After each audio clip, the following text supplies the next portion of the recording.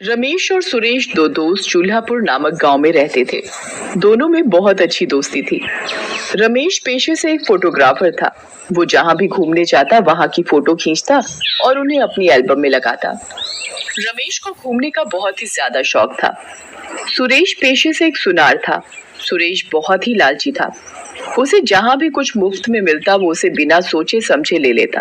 एक दिन सुरेश को उसके एक दोस्त ने बताया कि उनके गांव के बीचों बीच जो जंगल है उसमें एक हवेली में बहुत सारा सोना और हीरे जेवरात हैं।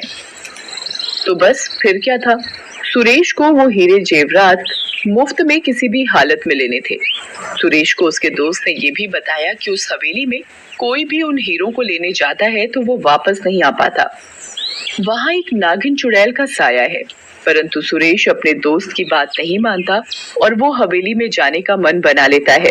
अरे रमेश, कैसे हो तुम? मैं ठीक हूँ सुरेश, तुम बताओ कैसे हो तुम? मैं बिल्कुल ठीक हूँ दोस्त। रमेश, मुझे मेरे एक दोस्त ने अपने गांव के बीचों बीच एक हवेली के बारे में बताया है। उसने बताया है कि वो हवेली बहुत सुंदर है। वहाँ दूर दूर से लोग उस हवेली को देखने आते हैं। वो हवेली है ही इतनी शानदार कि लोग वहाँ फोटो खिंचवाते हैं। फोटो। सुरेश रमेश से झूठ बोलता है कि रमेश सुरेश के साथ हवेली चले और सुरेश वहां से चुपके से रमेश के बिना पता लगे सारे जेवर चुरा ले। रमेश पेशे से फोटोग्राफर होने के कारण सुरेश की बातों में आ जाता है और वो उस हवेली में जाने के लिए तैयार हो जाता है। अगले दिन रमेश और सुरेश हवेली जाने के लिए तैयार हो जाते हैं।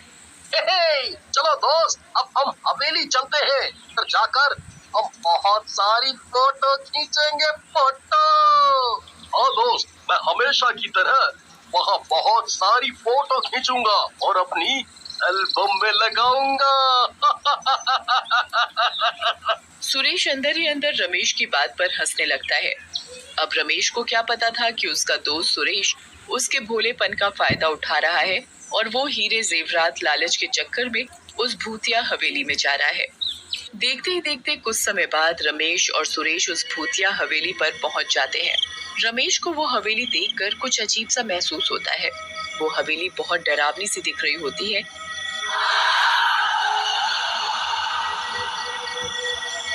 और वहां दूर दूर तक कोई भी इंसान हवेली देखने नहीं आया होता। अरे भाई सुरेश, तुम ये कैसी हवेली में ले आए मुझे? यहाँ तो दूर दूर तक कोई भी नहीं दिख रहा है। मुझे तो बहुत डर सा लग रहा है। ऐसा करते हैं, हम उल्टे चलते हैं। अरे नहीं रमेश, तुम कैसी बात कर रहे हो दोस्त? अब हम इतनी दूर आ गए हैं, बोलो अब बिना देखे चले जाएंगे तो हमारा इतनी दूर आने का क्या फायदा होगा? रमेश और सुरेश को तभी वहां एक जहरीला सांप नजर आता है। अरे सुरेश, देखो हम बहुत गलत जगह आ गए हैं। देखो ना, यहाँ तो सांप घूम रहे हैं। मुझे घर जाना है। हाँ, घर जाना है। वो सांप रमेश और सुरेश की तरफ ही आ रहा होता है। अरे भागो यहाँ से सुरेश, ये सांप तो हमारी तरफ ही आ रहा है। भागो। तभी रमेश और सुरेश को एक लड़की नजर आती है और वो बीन बजा रही होती है। वो लड़की बीन बजाकर उस जहरीले सांप को वहां से भगा देती है। अरे धन्यवाद बहन जी, आज तो आपने हमें बचा लिया, नहीं तो पता नहीं हमारा क्या हाल होता। हम तो सांप देखकर डर ही गए थे। अरे डरो मत आप दोनों, मैं तो यहाँ सपेरन हूँ। यहाँ इस हवेली में बहुत से सांप हैं और यहाँ बहुत से लोग आते हैं इस हवेली को देखने, तो मैं उन लोगों को सांपों से बचाती हूँ। उस लड़की की बात सुनकर रमेश को थोड़ा चैन आया। अरे यहाँ तो बहुत से लोग आते हैं, पर आज इधर कोई दिखाई क्यों नहीं दे रहा है? अरे बस समय समय की बात है, कभी यहाँ इतने लोग होते हैं, कभी कोई नहीं। आज वैसे भी अमावस्या की रात है, इसलिए कोई नहीं आया। अमावस्या की रात? इससे हवेली देखने का क्या मतलब? अरे कुछ नहीं, तुम्हें समझ नहीं आएगी ये कहानी। अरे रमेश, तुम यहाँ ही रुको, मैं अभी आया। अभी 1 मिनट हवेली के अंदर से। इतने में तुम बाहर से हवेली की फोटो खींचो। ठीक है। सुरेश की बताई गई बात अनुसार रमेश हवेली के बाहर से फोटो खींचने लग जाता है। सुरेश चालाकी से हवेली के अंदर जाता है, साथ ही वो लड़की भी उसके पीछे चल पड़ती है। अरे आज तो मैं माला माल होकर ही घर लौटूंगा। रमेश तो इस बात से अनजान है कि इस हवेली में हीरे जवाहरात दबे हुए हैं। तभी लड़की पीछे पीछे बीन बजाती हुई चलती है। अरे वाह, क्या बात है, आज का दिन तो बहुत ही अच्छा नजर आ रहा है। रमेश भी मेरे साथ हवेली तक आ गया और ये लड़की भी मेरे बिना कहे बीन बजा रही है और रास्ते में जो भी सांप आ रहा है उसे भगा रही है। लगता है आज तो मैं विजयी होकर ही हवेली से लौटूंगा। ये लड़की बीन बजाती हुई सुरेश के पीछे चलती जाती है और सुरेश के रास्ते में जो भी सांप आता है उसे भगा देती है। कुछ ही दूर चलते चलते सुरेश को हवेली में एक बहुत बड़ा सा दरवाजा नजर आता है। लगता है यही है वो दरवाजा, इसी के अंदर ही मेरा सोना चांदी है। सुरेश एक भी मिनट खराब ना करते हुए दरवाजे की तरफ बढ़ता है। देखते ही देखते सुरेश वो दरवाजा खोल देता है। दरवाजा खुलने के बाद वो देखता है कि अंदर बहुत सारे हीरे जेवरात हैं।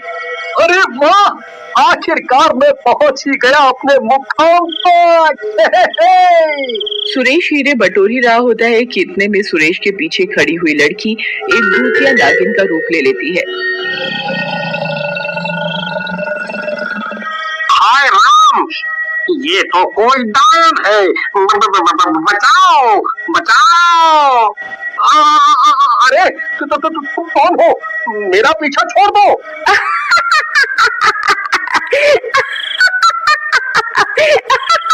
बेवकूफ लालची आदमी, तुझे क्या लगा मैं यहाँ क्या कर रही हूँ? तू ही एक यहाँ समझदार है क्या? तेरे जैसे कितने लालची आए इधर मेरी हवेली में और मैंने सबको मार डाला। ये जो सांप घूम रहे हैं ना हवेली में, ये सारे मेरे हाथों मरे हुए लोग ही हैं जो यहाँ तेरी तरह लालच में हीरे लेने आए थे। देखा मैंने उनका क्या हश्र किया है। अब देख तेरा भी यही हाल होगा। अरे नहीं, मुझे माफ कर दो, मुझे माफ कर दो भूतिया नागिन, मैं गलती से यहाँ आ गया। मुझे कोई सोना चांदी नहीं चाहिए, मैं खुद एक सुनार हूँ, मेरे पास भरपूर मात्रा में सोना चांदी है। मुझे कुछ नहीं चाहिए, मुझे बस यहाँ से जाने दो मुझे।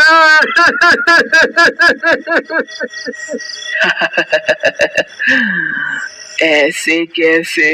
अब देख तेरे कर्मों की सजा बाहर खड़े तेरे दोस्त को भी मिलेगी। वो तो बेचारा अनजान है कि उसकी मौत होने वाली है अब कुछ ही मिनटों में। मुझे माफ कर दो, मेरे दोस्त ने तो कुछ नहीं बिगाड़ा तुम्हारा, तुम्हें छोड़ दो, मैं कभी दोबारा ये गलती नहीं करूंगा। जाने दो मुझे, जाने दो।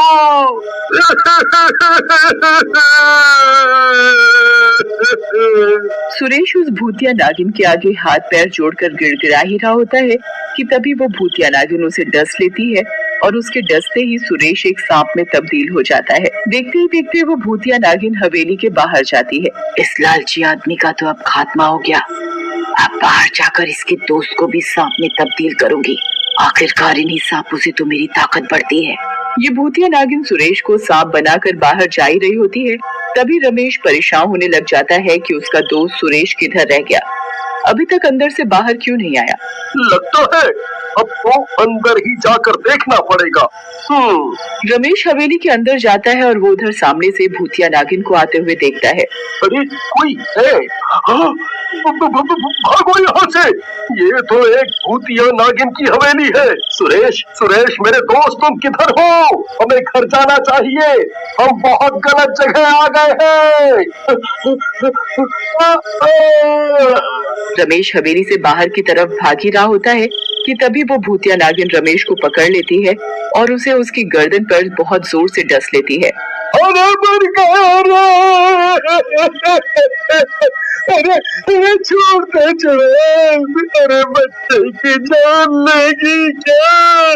देखते ही देखते रमेश भी एक सांप में तब्दील हो जाता है और उस भूतिया नागिन की ताकत और मजबूत हो जाती है। सुरेश के लालच के कारण रमेश को भी सजा मिलती है और वो दोनों जिंदगी भर के लिए सांप में तब्दील हो जाते हैं।